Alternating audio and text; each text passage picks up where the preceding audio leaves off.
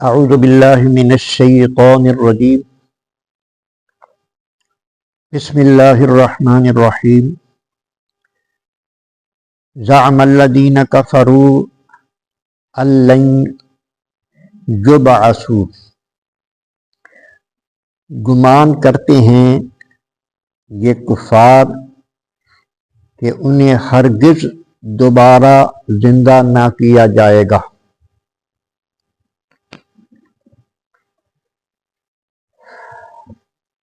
اسلام کے جو بنیادی عقائد ہیں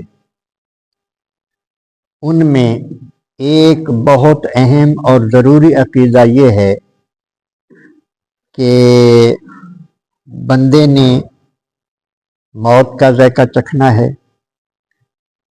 اور جب حشر برپا ہوگا تو دوبارہ اس کو اللہ تبارک و تعالی زندہ فرمائے گا اور پھر اس کی اللہ تبارک و تعالی کی بارگاہ میں پیشی ہو۔ یہ ایسا عقیدہ ہے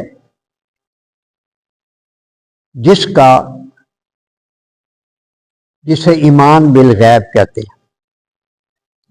اگر عقل کی بنیاد پر اس کو بندہ پرکھنا چاہے تو یہ بات عقل میں نہیں آتی۔ یہ وہی سمجھ سکتا ہے جس نے یہ بات اپنے ذہن میں بٹھا لی کہ جو اللہ کے رسول نے فرمایا ہے وہ حق ہے، جو اللہ نے فرما دیا ہے وہ حق ہے، ایسا ہی ہوگا۔ جس کا ذہن یہ بن گیا ہے وہ اس چیز کو تسلیم کرتا ہے۔ جو عقل کا غلام ہو جاتا ہے اس کو یہ بات سمجھ میں نہیں آتی۔ علامہ اقبال نے بھی یہی سبق دیا ہے کہ عقل کو فرصت نہیں تنقید سے، عشق پہ اعمال کی بنیاد رکھ۔ عشق پہ اعمال کی بنیاد مطلب یہ ہے کہ تجھے کوئی بات سمجھ آتی ہے یا نہیں آتی، جو اللہ اور اللہ کے رسول نے فرما دیا ہے تو سمجھ کے یہ حق ہے۔ اب جو کفار تھے وہ عقل کے غلام تھے، وہ اس بات کو ماننے کے لیے تیار نہیں تھے کہ ہم مریں گے تو وہی تو بات مانتے ہیں، لیکن پھر دوبارہ زندہ ہونا یہ بات ان کی سمجھ میں نہیں آتی تھی، اس کا وہ پورے یقین کے ساتھ انکار کرتے تھے۔ اللہ فرماتا ہے کہ کافروں کا گمان یہ ہے کہ انہیں دوبارہ زندہ ہرگز نہیں کیا جائے گا۔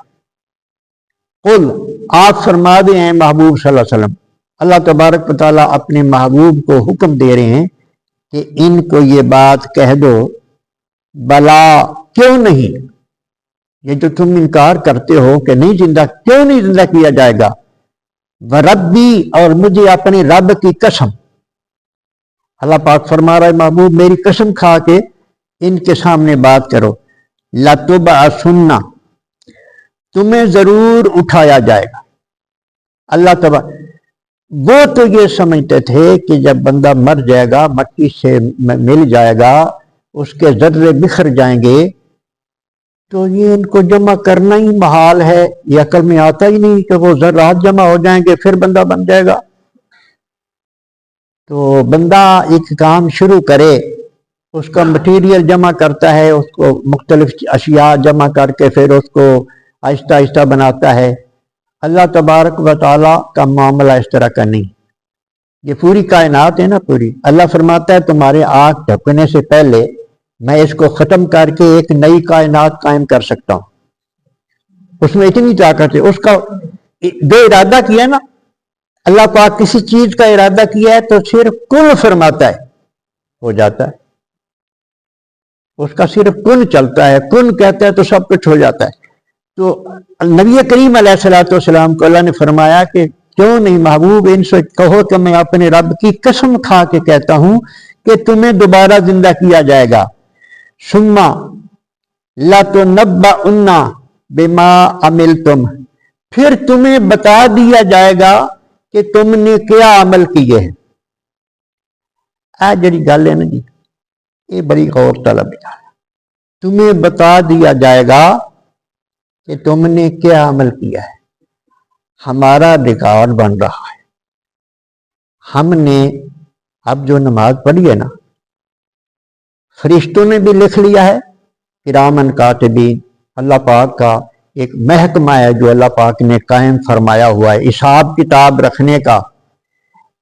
ایک اس طرف فرشتہ ہے، ایک اس طرف ہے، یہ نیکیاں لکھتا ہے، یہ بدیاں لکھتا ہے۔ جو ہم بدی کوئی گناہ کرتے ہیں، نافرمانی کرتے ہیں، یہ لکھ لیتا ہے۔ اس کے علاوہ یومئذ تحدث اخبارہا، اس دن زمین بھی خبریں اگلے گی۔ وہ کیا اگلے گی؟ یہ ہماری ویڈیو بنا رہی ہے زمین۔ نبی کریم علیہ الصلوۃ والسلام نے ارشاد فرمایا ہے کہ زمین سے اپنی حفاظت کیا کرو، یہ سارا کچھ کیچ کر رہی ہے، تمہارا سارا یہ ریکارڈ ہو رہا ہے سارا کچھ زمین۔ جب مسلمان تو مانے گا کہ ہاں مولا کریم مجھ سے غلطیاں ہوئی ہیں، لیکن کافر کہے گا نہیں، جو کچھ لکھا ہوا میں نے تو یہ نہیں کیا، اپنے نامہ اعمال سے بھی انکار کر دے گا۔ انکار کی جب عادت پڑ جاتی ہے نا کہ جھوٹا بندہ عادی ہو جاتا ہے، وہ مجبور ہوں گا جو یا اللہ یہ تو میں نے نہیں کیا، یہ تو دیکھو پتہ نہیں انہوں نے کیسے لکھ دیا۔ تو اللہ تبارک و تعالیٰ پھر زمین کو حکم دے گا، زمین اس کو دکھا دے، خود وہ کام کرتا ہوا اپنے آپ کو دیکھے گا، پھر وہ مولا پوچھے گا کہ اب یہ کون ہے؟ یہاں اتنی انتظام ہے۔ تو اس لیے نبی کریم علیہ السلام کو اللہ نے فرمایا کہ محبوب تو ان سے کہہ دے کہ پھر تمہیں زندہ بھی کرے گا اللہ تبارک و تعالیٰ، اور پھر تمہیں بتا دے گا کہ تم نے کیا کیا عمل کیے ہیں، سب کچھ ہمارے سامنے ہوگا۔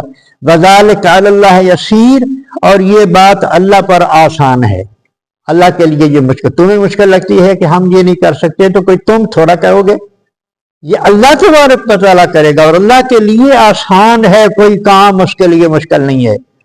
فَإِنْ آمِنُوا بِاللَّهِ، اب اللہ تبارک و تعالیٰ نجات کا راستہ بتا رہا ہے۔ فَآمِنُوا بِاللَّهِ، ایمان لو اللہ پر و رسول ہی، اور اس کے رسول پر۔ ایمان لانا اس طرح ہے کہ اللہ کے حکم بھی مانو، اللہ کے رسول کے حکم بھی مان لو۔ بِالنُّورِ الَّذِي أَنزَلْنَا، اور اس نور کو بھی مانو جو ہم نے نازل فرمایا، وہ یہ نور ہے، یہ قرآن مجید یہ نور ہے، اس کو مان لو، جو یہ کہتا ہے اسی طرح کرو، نجات پا جاؤ گے۔ یہ قرآن جو ہے نا یہ نور ہے، اور نور کی صفت یہ ہے کہ وہ خود بھی روشن ہوتا ہے اور دوسروں کو بھی روشن کر دیتا ہے، یہ خود بھی روشنی ہے قرآن مجید، اور جو اس کو سینے سے لگاتا ہے یعنی اس کے احکام کو مانتا ہے، اس پر عمل کرتا ہے، اس کی زندگی کو بھی روشن کر دیتا ہے، اس کی دنیا کو بھی روشن کر دیتا ہے، اور اس کی آخرت کو بھی روشن کر دیتا ہے۔ یہ ساتھ ساتھ ہوگا، یہ شفاعت بھی کرتا ہے۔ یہ ماہ رمضان کی فضیلت کے باب میں آتا ہے کہ یہ جو قرآن مجید ہے اللہ کی بارگاہ میں بندے کی سفارش کرے گا، جو قرآن سے محبت کرے گا نا، عمل کرے گا، جو بندہ قرآن سے پیار کرے گا، قرآن کو سمجھنے کی کوشش کرے گا، یہ قرآن اس کی سفارش کرے گا، اور وہ الفاظ بڑے پیارے ہیں اللہ کی بارگاہ میں، اللہ کا کلام ہے نا، ناز یہاں تک کہہ دے گا۔ حدیث پاک میں ہمارے آقا علیہ السلام نے ارشاد فرمایا ہے، قرآن شفاعت اس طرح کرے گا، اللہ فرمائے گا یہ تو بندہ بڑا گنہگار ہے، ٹھیک ہے اس نے تجھے ماننا ہے لیکن غلطیاں بھی بڑی کی۔ قرآن مجید کہہ دے گا کہ یا مجھے اپنے کلام سے نکال دے یا اس کو بخش دے۔ کتنی بڑی بات ہے، کتنا بڑا سٹا ہے یہ انسان کا۔ اللہ پاک فرمائے گا جا میں نے اس کو بخش دیا، یہ شفاعت بھی کرے گا، یہ بندے کی زندگی کو روشن کر دیتا ہے جو اس کو اپنی زندگی میں لاتا ہے۔ واللہ بما تعملون خبیر، جو تم عمل کرتے ہو اللہ کو اس کی خبر ہے، تمہارے ہر عمل کی، تمہارے ہر حرکت کی، اور تمہارے سینے کے بھیدوں کو اللہ پاک جانتا ہے، ہر چیز کی خبر رکھتا ہے۔ اللہ پاک سمجھنے کی توفیق عطا فرمائے، اور جس چیز کی حفاظت فرمائے اللہ پاک نے فرمایا ہے، نبی کریم علیہ السلام نے ہمیں بھی حفاظت کرنے کی توفیق عطا فرمائے۔